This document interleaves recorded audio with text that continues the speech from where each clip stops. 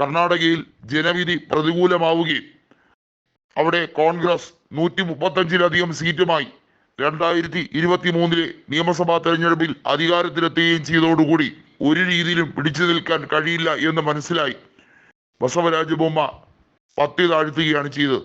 എന്നാൽ ഇപ്പോൾ 100 കോടിയോളം രൂപ ഇറക്കി ഓരോ MLA-മാരെയും 100 കോടി രൂപ കൊടുത്ത് വിലയ്ക്ക് വാങ്ങാം, അവരെ രാജിവെപ്പിച്ച് ഉപതെരഞ്ഞെടുപ്പിലേക്ക് കൊണ്ടുപോകാൻ വേണ്ടിയുള്ള തീവ്ര നീക്കം നടത്തുന്നു എന്ന സൂചനയാണ് പുറത്തു വന്നത്.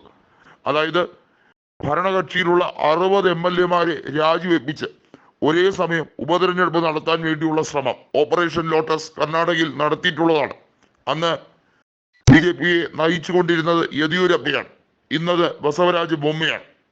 യെദ്യൂരപ്പയെ മാറ്റിയതിനു ശേഷമാണ് BJP മുഖ്യമന്ത്രി സ്ഥാനത്തേക്ക് കഴിഞ്ഞ നിയമസഭാ കാലാവധിയിൽ യെദ്യൂരപ്പ വീണ്ടും മുഖ്യമന്ത്രിയായത്.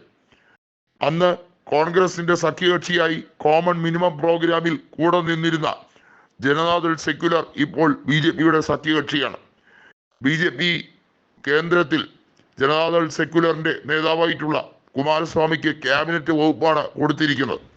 നിലവിലെ രാഷ്ട്രീയ സാഹചര്യത്തിൽ BJP-ക്ക് എങ്ങനെ കളി കളിച്ചാലും അധികാരത്തിൽ വരാൻ കഴിയില്ല. കാരണം 136 സീറ്റുള്ള കോൺഗ്രസും 66 സീറ്റുള്ള BJP-യും തമ്മിൽ വലിയ രീതിയിലുള്ള അന്തരമാണ് ഉള്ളത്. അതായത് 70ഓളം MLA-മാർ അധികമുണ്ടെങ്കിൽ മാത്രമേ അത്തരത്തിൽ ഒരു മാറ്റമുണ്ടാക്കാൻ കഴിയുകയുള്ളൂ. പക്ഷെ നിലവിലെ സാഹചര്യം കൃത്യമായി മനസ്സിലാക്കി BJP ശ്രമിക്കുന്നത് 40ഓളം MLA-മാരെ ചാടിക്കാൻ വേണ്ടിയുള്ള നീക്കമാണ്. വീണ്ടും റിസോർട്ട് മോഡൽ രാഷ്ട്രീയം അവിടെ അരങ്ങേറുമോ എന്നുള്ള സംശയത്തിലാണ്. DK ശിവകുമാർ കൃത്യമായി യോഗം വിളിച്ചു ചേർത്തിരിക്കുകയാണ് കോൺഗ്രസ് MLA-മാരുടെയും അതുപോലെ തന്നെ MLC-മാരുടെയും. അതായത് യോഗത്തിൽ കൃത്യമായും തീരുമാനമെടുത്തിരിക്കുന്നത് ഒരു കാരണവശാലും BJP-യുടെ ചതിക്കുഴിയിലേക്ക് പെടരുത് എന്നുള്ളതാണ്. ഇനി ഒരു ഉപതെരഞ്ഞെടുപ്പ് നടന്നാൽ തീർച്ചയായും അവിടെ കോൺഗ്രസിനായിരിക്കും വിജയം എന്ന് ഉറപ്പിക്കുന്ന സാഹചര്യമാണ് കർണാടകയിൽ അങ്ങോളം ഇങ്ങോളം ഉള്ളത്.